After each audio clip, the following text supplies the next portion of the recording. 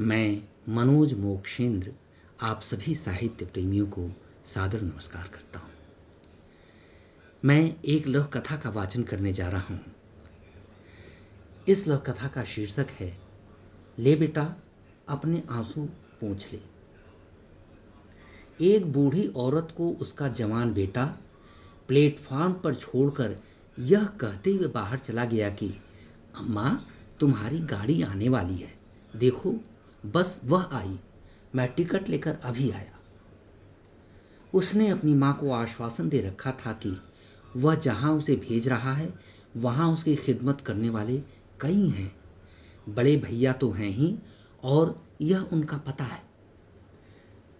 गाड़ी के आने की सूचना मिलने तक उसका बेटा नहीं आया तो वह बेचैन होने लगी। उसने एक बार अपनी दो बड़ी बड़ी गठरियों को देखा, बार बार देखा और रुआंसी हो गई। सोचने लगी आखिर उसका बेटा अभी तक आया क्यों नहीं। खैर, बेटे के दिए हुए पते के अनुसार वह गंतव्य तक तो पहुंच ही जाएगी। बड़ा बेटा और बहू तो उसका ख्याल छोटी बहू से ज्यादा रखेंगे ही, लेकिन वह तो बेटिकट है, लिहाजा अगर गाड़ी में चढ़ भी गई तो इन गठरियों को कैसे चढ़ाएगी। बगल में खड़े खोमचे वाले को उस पर दया आ रही थी। इस प्लेटफॉर्म पर ऐसी घटनाओं से तो वह आए दिन दो चार होता रहता है।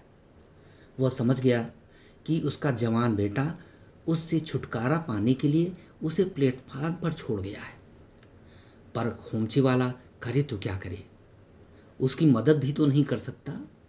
दो कांस्टेबल जो रोज उससे जबरन पकौड़े खाकर बगैर पैसे दिए चले जाते थे, उन्हें उसने आज पकौड़े खिलाने से साफ मना कर दिया था। पर वे दूर खड़े होकर इंतजार कर रहे थे कि कब गाड़ी के आने पर भीड़ छंटेगी और कब वे उससे सारे पकौड़े छीन लेंगे। उधर बूढ़ी औरत घिघिया कर रोने लगी थी, क्योंकि बेटा टिकट लेकर नहीं आया था, जबकि गाड़ी प्लेटफॉर्म पर लग चुकी थी। वह कातर निगाहों से चारों तरफ देख रही थी। मैं तो किसी तरह गाड़ी में चढ़ जाऊंगी, पर इन भारी भरकम गठरियों को कैसे चढ़ाऊंगी। अचानक उसकी निगाह खोमचे वाले पर पड़ी। वह उसकी बेचारगी पर तरस खा रहा था। वह समझ गया था कि उसका बेटा उसे धोखे से प्लेटफॉर्म पर बेसहारा छोड़ गया है। उसने पल भर को दोनों हरामखोर पुलिस वालों को देखा और झट बुढ़िया के पास आ गया। देखो माँ जी, गाड़ी छूटने को है, आप चढ़ो, मैं आपका सामान चढ़ा देता हूं। बुढ़िया ने उसकी पीठ पर हाथ रखकर आशीर्वाद दिया और गाड़ी में चढ़ गई।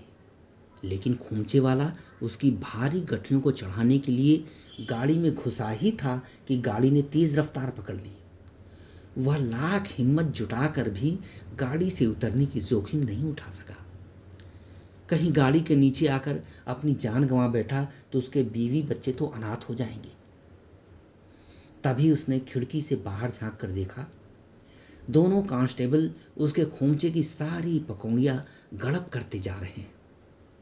फिर वे बची खुची पकौड़ियों को एक पॉलीथीन बैग के हवाले कर चंपत हो गए। उसकी आंखें भर आईं।